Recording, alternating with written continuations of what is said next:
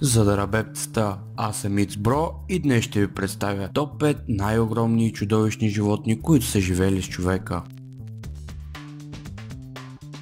Homo sapiens се появява преди около 4,6 милиарда години, а първите хора преди едва 200 000 години. За да можете да гледате това видео, вашите предци е трябвало да оцеляват с тези чудовищни същества и невероятни животни.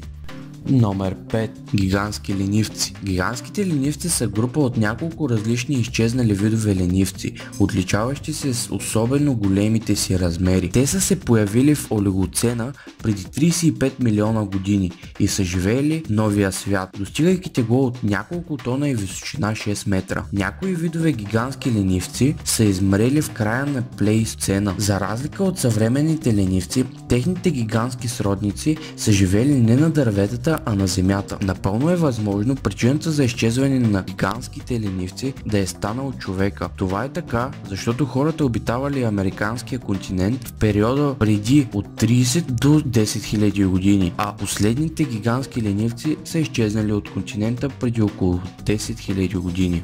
Номер 4. Съблезъби тигри. Съблезъбите тигри са живели между 2,5 милиона години до 10 000-та година преди новата ера в Северна и Южна Америка. Те се наричат съблезъби заради голямата дължина на техните челюстни кучешки зъби. Въпреки че разговорно се наричат съблезъби тигри, смилодоните не са тясно свързани с тигъра, който принадлежи към друго подсемейство. В зависимост от вида, смилодоните са тежали от 55 до 300 грама и са били с дължина от 1 до 2,5 метра. Имали са сравнително къса опашка, мощни крайници, здрави мускули на врата и дълги кучешки зъби, значително по-енергични от мечките. Задните крайници са били с силно изградени адукторни мускули, които са помагали на тигъра за стабилност при борба с плячката. Номер 3. Мегалания. Мегаланията е влечуго, предшественик на комодския варан, изчезнал преди около 40 000 години. Поради липсата на пълен или почти пълен изкопаем скелет е трудно да се определят точните размери на мегаланията. По предварителни данни, дължината му е достигала до 5-7 метра, а теглото до 600-620 кг.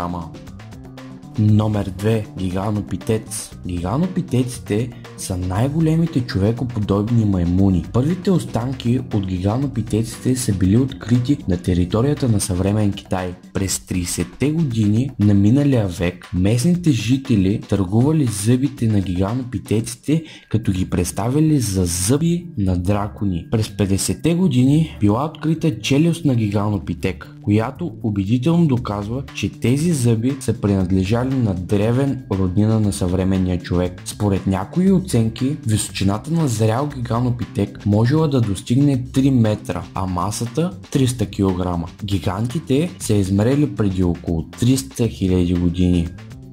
Номер 1. Мамути. Изчезнал род бозайници от разред хоботни. Притежавали са големи извити бивни и кътници за стриване на твърдите растителни храни. Достигали до 5,5 метра височина и тегло до 10-12 тона. Северните видове са имали дълга козина. Живели са в периода Плиоцена до Холоцена, преди около 4,5 милиона до 10-12 хиляди години в Европа, Азия и Северна Америка. Те са членове на семейство Елефантидае, което включва освен мамути също и двата рода на съвременните слонове и техните предци. Съвременници са и на праисторическия човек.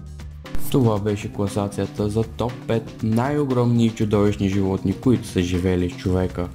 Ако ви е харесал клипа, моля оставете един лайк, предложете ми друга класация, която да направя в коментарите и се абонирайте за още. Аз бях Ицбро и до скоро!